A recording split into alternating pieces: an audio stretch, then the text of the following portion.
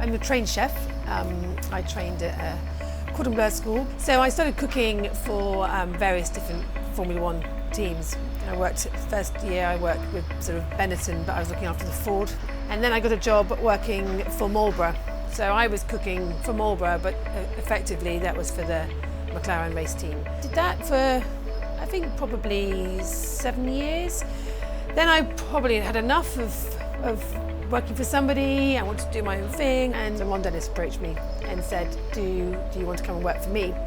And so I was like, well, yeah, I'd love to work for you, but I want to do my own thing.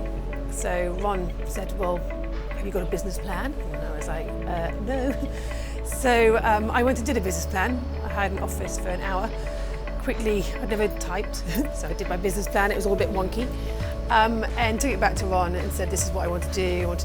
I'd love to work for you, but I'd like to do outside catering and parties and stuff elsewhere. So he said, well, let's start a business together. So that was in 1997, and we started Absolute Taste. And McLaren owned 55%, I owned 45%, and off we went. So it was a funny day that I now look back on. It's 20 years ago, but that was and I didn't really know Ron in those days, but I was very young, and he literally helped me step by step, and was excited. He loves parties, he loves food, he loves people who are passionate about what they do, and I actually thought he was joking anyway. So I was just like, really, with me? And but he meant it. Obviously I've had a lot of time with Ron, and he's been a massive part of my life. And I just, he's amazing. Is he smart? Of course he is. Look where look what he's done.